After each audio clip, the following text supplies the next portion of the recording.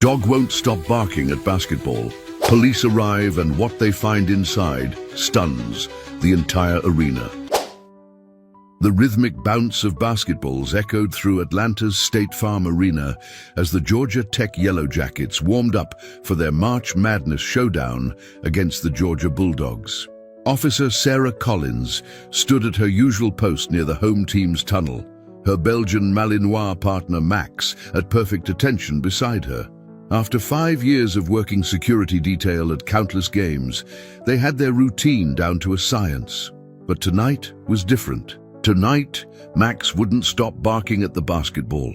"Max, quiet!" Sarah commanded, feeling the eyes of nearby staff members turn toward them. The usually disciplined K-9 officer ignored her command, something he'd never done before. His bark wasn't aggressive or threatening. It was insistent, almost desperate, as if he was trying to tell her something she couldn't understand. The NCAA official handling the game balls, a stern-faced man with wire-rimmed glasses and a tournament lanyard, shot her an annoyed look. "Officer, can you control your dog?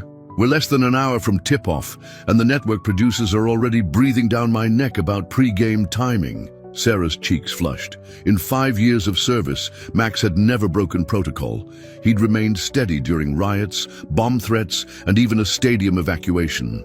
He'd earned commendations for detecting a concealed weapon at a playoff game and for tracking down suspects through the arena's maze-like service corridors. Now he was fixated on a basketball like an untrained puppy, and Sarah could feel her credibility eroding with each bark. "Sorry, sir. Max, heel!" She tugged gently on his tactical harness, but he resisted, his amber eyes locked on the rack of official game balls. A slight tremor ran through his muscular frame, a tell she recognized from their training days when he'd caught the scent of something dangerous. Max wasn't acting out. He was alerting. The stadium was filling up rapidly, the energy building like a thunderstorm. 21,000 fans poured in, wearing the gold and white of Georgia Tech and the red and black of Georgia. The rivalry between these schools ran deep, fueling an atmosphere that crackled with intensity. Sarah's radio crackled.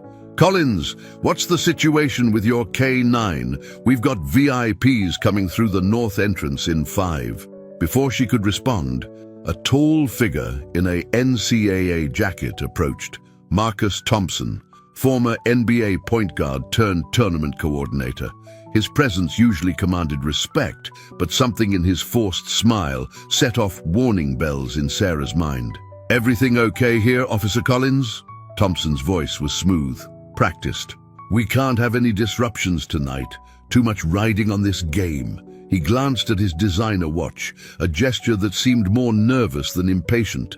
Max's barking intensified, and Sarah noticed Thompson take an instinctive step back from the rack of basketballs. "He's never acted like this before," Sarah said, studying Thompson's reaction.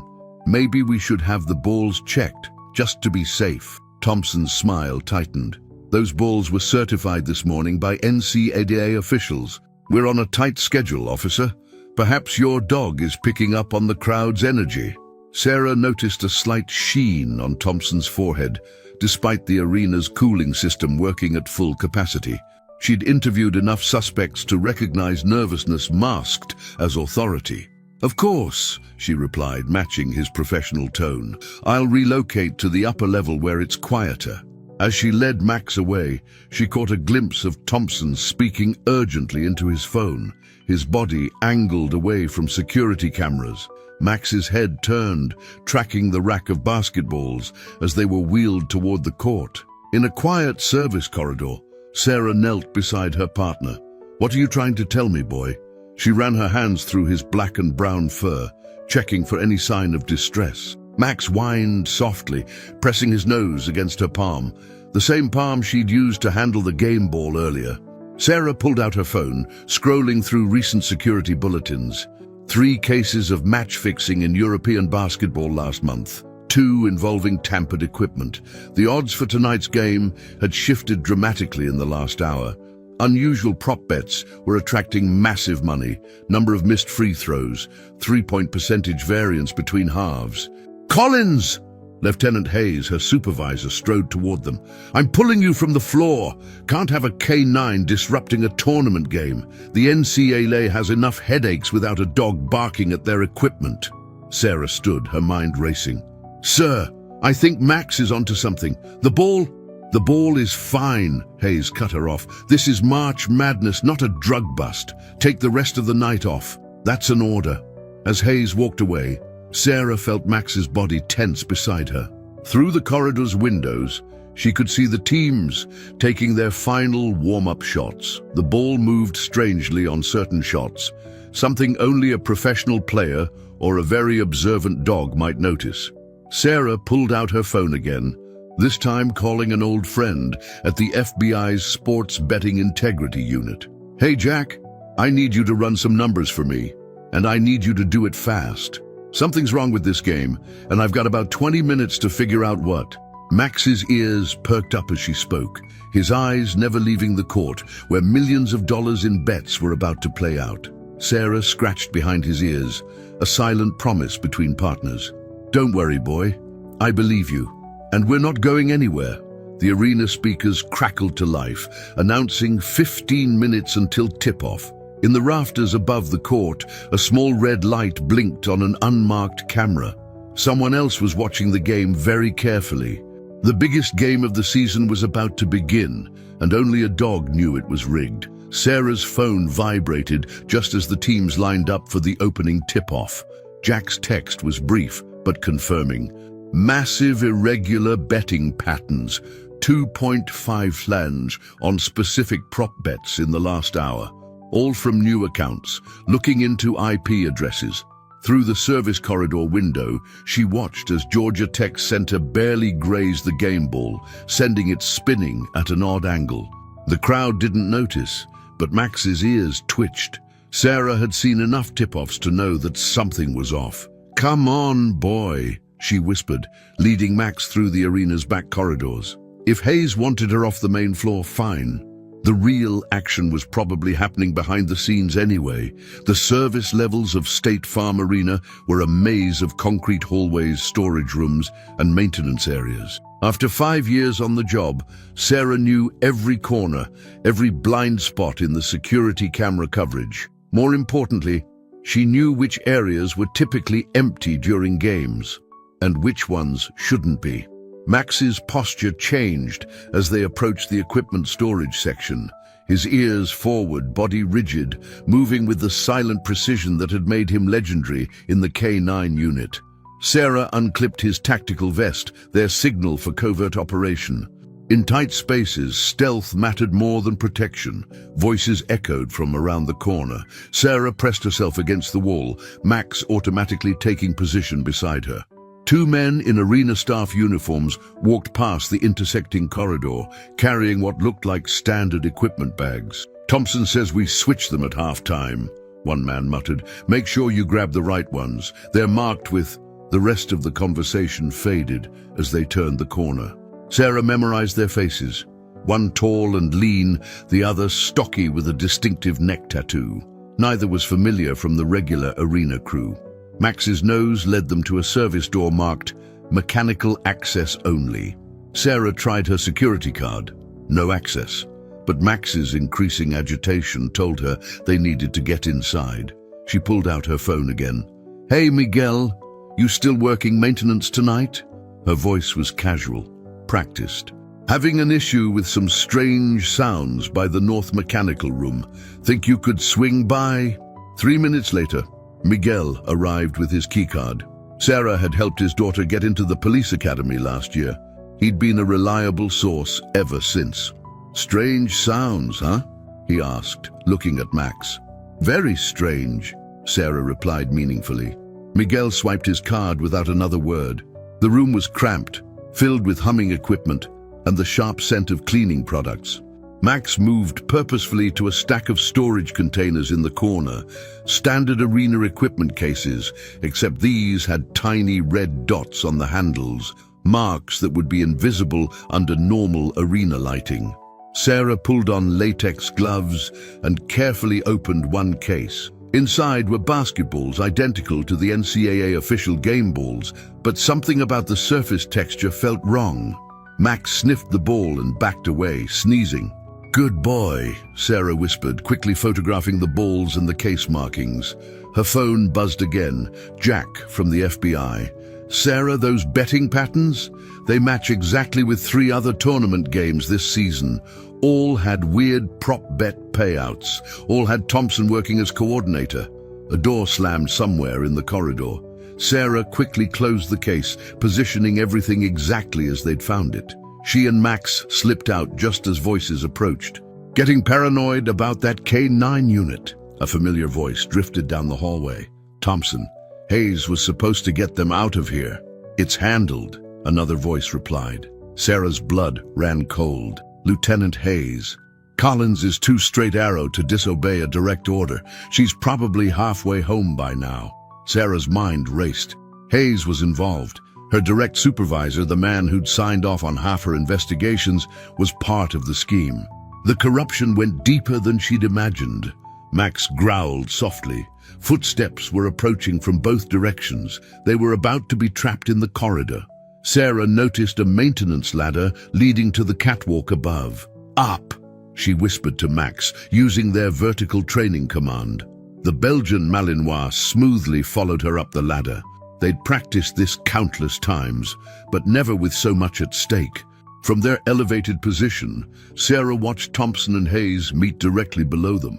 "Everything's set for halftime," Hayes said. "The swap will happen during the band performance. The old balls disappear into the crowd after some lucky fan giveaways. And the betting payouts? Untraceable. Offshore accounts, all clean, just like the other 3 games." Thompson checked his watch. "Showtime in 30 minutes. Get the crew in position." Sarah waited until their footsteps faded before descending. She needed evidence, hard proof that would hold up in court. The FBI could track the bets, but they had to catch them in the act of switching the balls. Her phone buzzed with an incoming email. Jack had sent surveillance photos from the other tournament games. The same crew, the same equipment cases. Now she had proof of pattern. The halftime buzzer echoed through the corridor. Georgia Tech was up by 3, but the game stats were bizarre. Both teams' shooting percentages had swung wildly between quarters, exactly matching the prop bet patterns. Max's head suddenly snapped toward the main arena, his body tense. Through the wall, the band began their halftime show. Sarah checked her watch. They had 15 minutes to stop the switch and expose the entire operation. "Ready to crash their party, boy?" Sarah whispered, checking her sidearm and radio. Max's tail wagged once, his signal for absolute readiness. The arena speakers boomed with music and announcements, but Sarah barely heard them. All she could focus on was Hayes' words. Everything set for halftime. Whatever they were planning, it was about to happen. And this time she and Max would be ready. As Sarah crouched in the service corridor waiting for her moment to move, memories of her first case with Hayes flooded back. 5 years ago, he'd been the one to approve her partnership with Max against considerable department skepticism. "A rookie handler with a problem dog," he'd said. "Sometimes the broken pieces fit together best." Max hadn't been a problem dog. He'd been too good.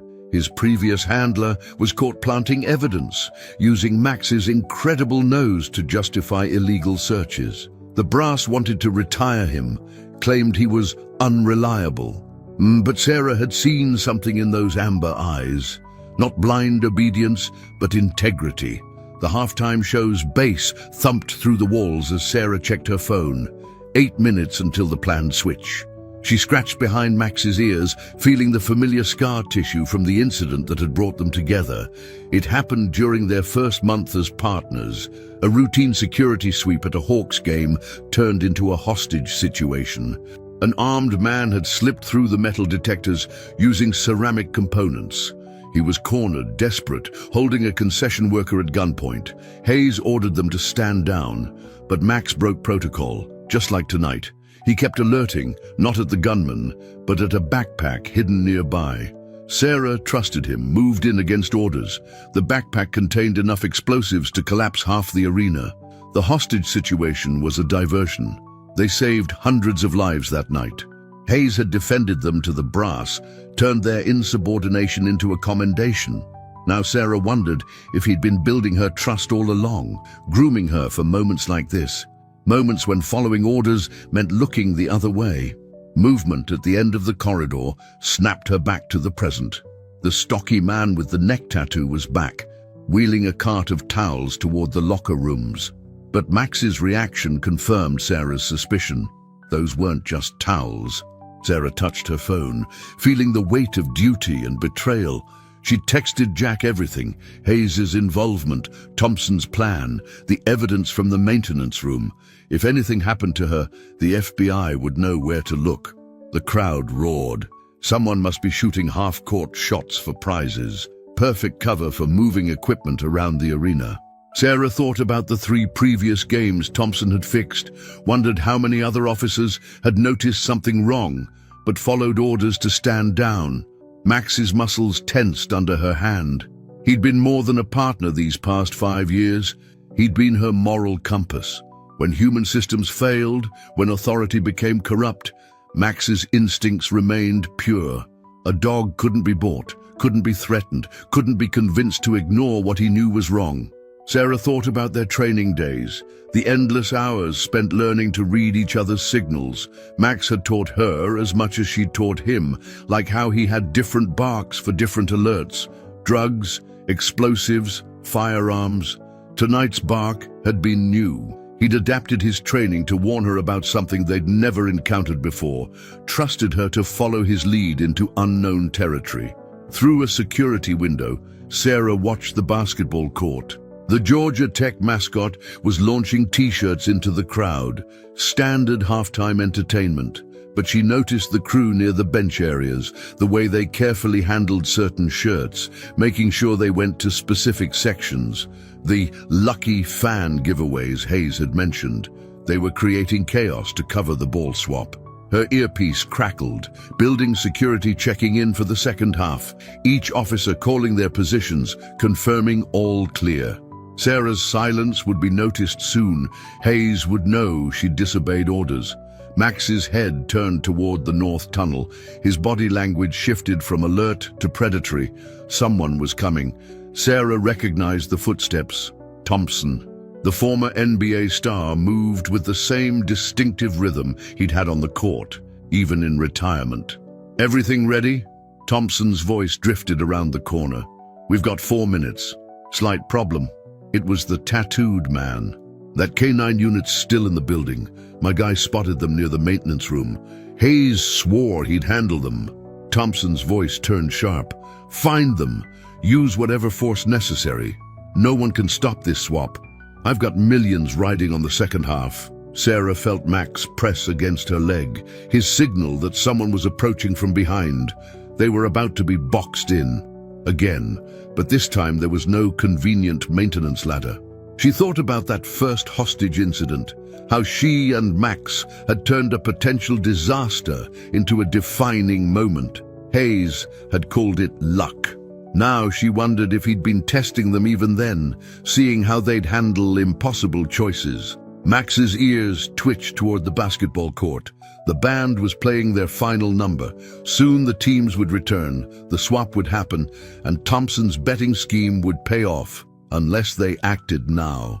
Sarah checked her weapon, touched her badge, and took a deep breath. 5 years of partnership had led to this moment. She and Max against corruption in their own department, against a sophisticated criminal enterprise, against the very authority that had brought them together. "Time to earn that commendation for real, boy," she whispered. Max's tail wagged once. No hesitation, no doubt, just partnership in its purest form. The halftime clock showed 2 minutes remaining. Sarah squared her shoulders and made her choice. They weren't going to wait for the swap. They weren't going to play defense. It was time to blitz. 2 minutes before halftime ended, Sarah moved swiftly through the back corridors of State Farm Arena, Max matching her stride for stride.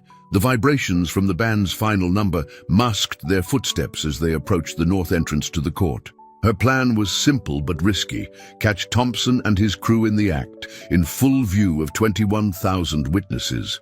Her phone buzzed. Jack's message made her stop cold. Thompson's not the top.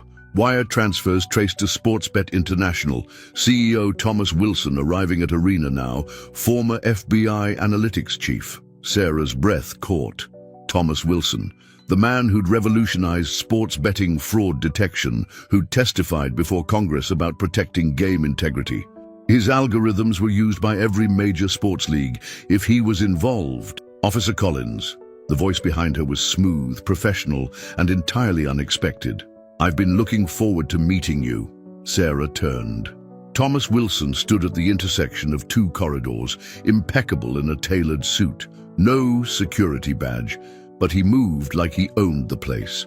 Two large men flanked him, their jackets bulging subtly. Your reputation precedes you, Wilson continued, smiling. The officer who trusts her dog more than protocol, admirable in theory, inconvenient in practice. Max's growl was low, continuous. Sarah had never seen him react this way to anyone. The balls are just the visible part, aren't they? Sarah kept her voice steady. You've got something bigger running through these arenas. Wilson's smile widened. Very good. Thompson's theatrical little ball-switching operation?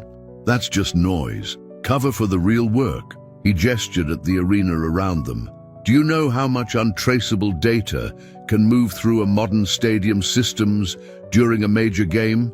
Banking transactions, corporate records, classified files, all hidden in the broadcast signals, the betting traffic, the social media noise. You're using the games to hide data smuggling. The pieces clicked into place. The modified balls weren't just for affecting shots. They contained transmitters, part of a larger data network. Give the officer a prize. Wilson stepped forward. We've moved billions in secrets through these arenas. The betting manipulation just pays for the infrastructure. Quite elegant, really, and completely undetectable. Until your dog somehow sensed the transmission frequencies. Sarah's hand moved toward her weapon, but Wilson's guards were faster.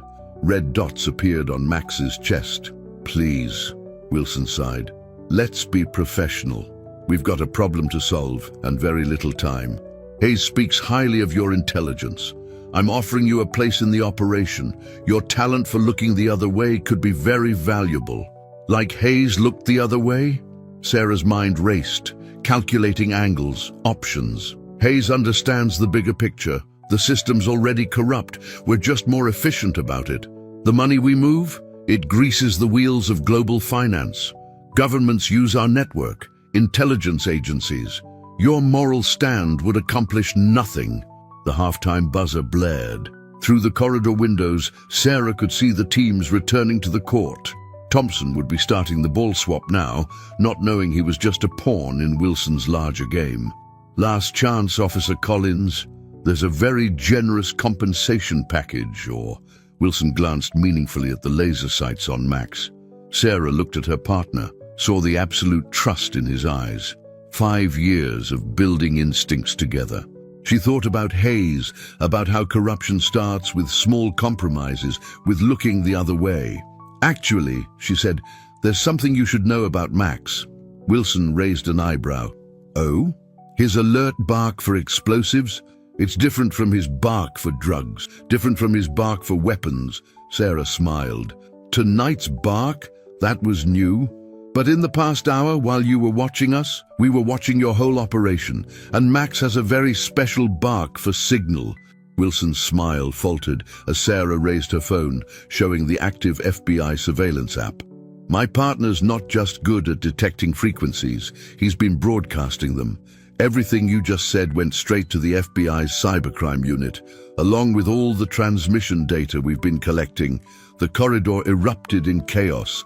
Max moved with practiced precision, taking down one guard while Sarah disarmed the other. Wilson turned to run, but found his path blocked by FBI agents emerging from both directions. Mr. Wilson. Jack stepped forward, badge raised. Remember that congressional testimony about your unbeatable security algorithms? The committee has some follow-up questions. As Wilson was cuffed, Sarah's radio crackled. Thompson's crew was being arrested courtside, the modified bulls seized as evidence. Hayes, trying to flee through the loading dock, ran straight into a SWAT team. But the night wasn't over. Sarah looked at her phone, at the data streams Wilson's network had been moving. Account numbers, shell companies, offshore transfers.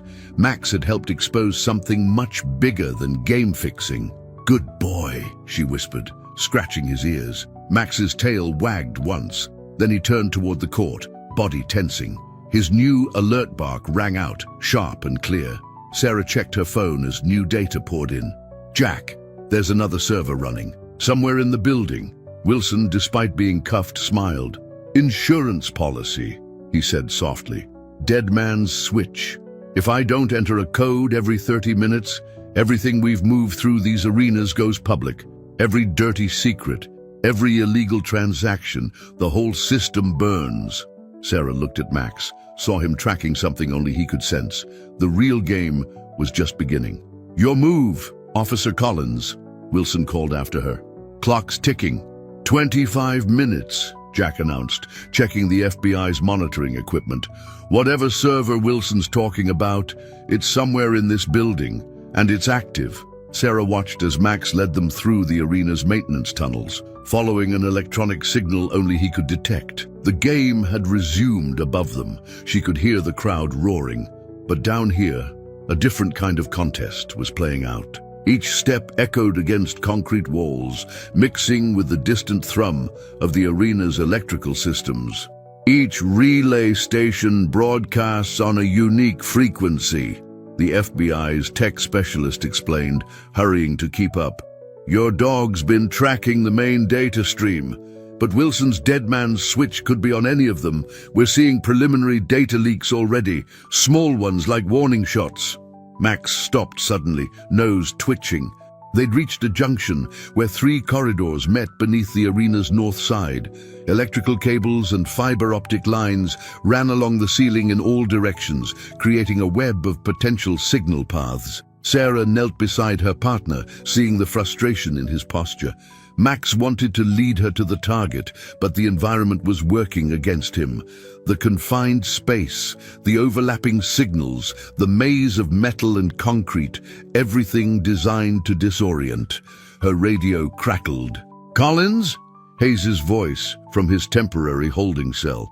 "I know you can hear me. Wilson's right. You can't stop this. The system's too big. Too many powerful people involved. Stand down, and maybe we can still work something out." Sarah switched off the radio, disgusted. She'd trusted Hayes once, looked up to him. Now she understood that Max had been right about him from the beginning. The dog had always tensed slightly around Hayes, a reaction so subtle she'd dismissed it. 20 minutes, Jack warned. "Signals getting stronger, but we still can't pinpoint it." Max barked suddenly, his new alert sound, and rushed down the left corridor. Sarah followed, the FBI team close behind. They emerged into a large electrical room, walls lined with humming server racks. The heat from the equipment was intense, making the air thick and uncomfortable. "This is it," the tech specialist confirmed, checking his equipment. "But there's something wrong. These readings don't make sense. The signal pattern is fragmented." Sarah saw it in Max's body language. He was moving frantically between the servers, tracking multiple signals. His behavior reminded her of their training exercises when they'd hidden multiple targets to test his focus. "It's not one server, is it?" she asked, watching Max's pattern. "No," Jack realized, studying his monitors. "They've split the switch across multiple systems. We'd need to shut them all down simultaneously, or the leak triggers anyway. 15 minutes left." Max whined, pressing against Sarah's leg. She recognized this behavior. He was trying to tell her something wasn't right, just like at the start of the game, when he knew the basketball was wrong. She studied the room, thinking about Wilson's operation. The modified basketballs, the betting algorithms, the data hidden in broadcast signals, everything layered, nothing what it seemed. Wilson was too smart to make it this obvious. "The servers are a decoy," she said suddenly, the realization hitting her. Wilson's too careful to leave his insurance policy where we'd expect it. Max isn't tracking multiple signals, he's tracking reflections. The real server is somewhere else, broadcasting through these relays. Max barked in confirmation and sprinted toward the door. Sarah followed, trusting her partner's instincts one more time. They raced through the tunnels, climbing up through maintenance access ways until they emerged in a familiar corridor. "The broadcast booth," Sarah gasped. "The server's piggybacking on the TV transmission equipment. That's why Max couldn't isolate it before. The signal's been hiding in plain sight, mixed with the game broadcast." 10 minutes, Jack said, "but the booth will be full of network personnel, live on air. We can't just shut everything down without alerting Wilson's people. And if they realize we're onto them?" Sarah looked at Max, seeing the certainty in his stance. Then she looked at her phone, where Wilson's preliminary data leaks were already causing chaos in financial markets. Shutting down the broadcast would stop the game, create a media nightmare, maybe even trigger a panic. "What if we don't shut it down?" she said slowly. "Max can find the exact server. If we're careful, we can disconnect it without disrupting the broadcast." "Too risky," Jack argued. "One wrong move, all that data goes public. We're talking about secrets that could destabilize governments, crash markets. The safe play is to shut it all down, deal with the consequences later." 7 minutes, the tech specialist announced. Sarah felt the weight of the decision. Risk everything on her trust in Max's abilities, or play it safe and let Wilson win. She thought about Hayes's warning, about systems too big to fight, about how corruption spreads through small compromises, through choosing the safe option over the right one. Then she remembered the first time she'd seen Max, the problem dog who wouldn't compromise his training. Some things were more important than playing it safe. "Get your team to the broadcast level," she told Jack. "I need 2 minutes alone in that booth, just me and Max." "Sarah, if you're wrong, I'm not." She touched Max's head. "We're not." So the game clock above them showed 4:32 remaining in the third quarter. In 6 minutes, either they'd stop Wilson's dead man switch, or the biggest data leak in history would begin. The crowd roared over another three-point shot, oblivious to the real game playing out in the arena's shadows. Sarah checked her weapon, squared her shoulders, and looked at her partner. 5 years of building trust had led to this moment. Everything they'd learned about each other, every instinct they'd honed, would be tested in the next few minutes. "Find it, boy." Max's tail wagged once, their signal for absolute certainty. The final countdown was beginning. The broadcast booth hummed with activity as Sarah and Max slipped in through the back entrance. The game commentators were focused on the court, where Georgia Tech had just taken the lead with a dramatic three-pointer.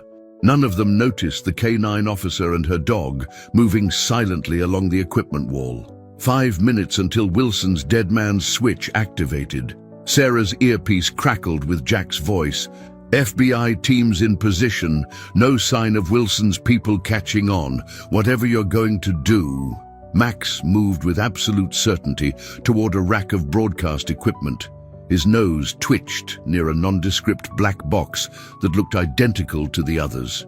But Sarah noticed the subtle difference, a barely visible blue LED that pulsed slightly out of sync with the rest.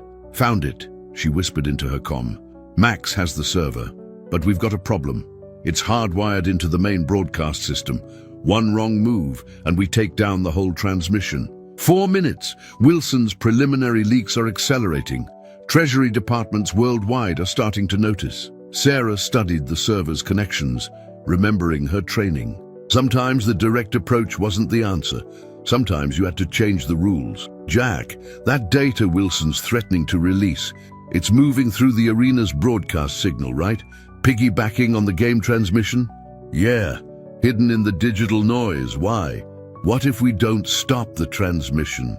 What if we redirect it?" Sarah pulled out her phone, accessing the arena's security systems. 5 years of working game security had given her intimate knowledge of the building's infrastructure, including the emergency protocols. 3 minutes, Jack warned. "Max, guard," Sarah commanded. The Belgian Malinois took position at the door while she worked. Through the booth's windows, she could see the game continuing below. Georgia Tech's coach was arguing a call, buying her precious seconds. Sarah's fingers moved faster.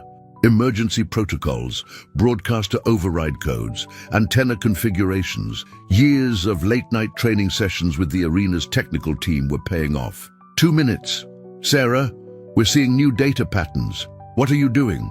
Wilson built his system to be unstoppable, she replied, making the final adjustments. But he didn't count on someone knowing the arena better than him. Every broadcast signal gets routed through a Homeland Security checkpoint, including the emergency channels. You're going to let his switch activate, but redirect the data to us. Exactly. His insurance policy becomes evidence. 1 minute.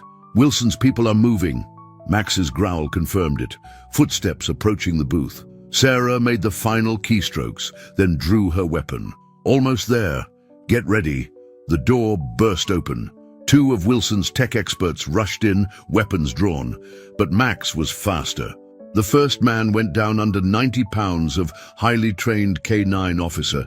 Sarah's takedown of the second was equally efficient. 30 seconds! Sarah reached for the final command key, but a familiar voice froze her. I wouldn't do that, Officer Collins. Hayes stood in the doorway, gun aimed at Max. I trained with you for 5 years. You really think I didn't see this coming? You taught me about protocols, Sarah replied. But Max taught me about integrity, about trusting your partner when everything else goes wrong. 10 seconds! Hayes's finger tightened on the trigger. Last chance, Sarah. Stand down. Max, send. It happened in an instant. Max's special training command, the one Hayes didn't know about. The dog's lunge was a feint, drawing Hayes's aim away from Sarah. She dove for the keyboard, hitting the final command as Hayes's shot went wide. The arena's speakers screeched with feedback. Every screen flickered, and in secure servers across the FBI network, Wilson's dead man's switch activated, dumping terabytes of incriminating data directly into federal evidence databases. System activated, Jack's voice was triumphant. We've got it all. Financial records, contact lists, everything. Wilson's entire network gift-wrapped for prosecution. Hayes dropped his weapon, shoulders slumping in defeat. Behind him, FBI agents swarmed into the booth. Through the windows, Sarah could see more agents on the court, surrounding Wilson in his executive box. The game had stopped, players staring in confusion at the law enforcement activity. But Sarah's attention was on Max, who trotted back to her side, tail wagging proudly. Good boy, she whispered, the best partner anyone could ask for. The arrests made international headlines.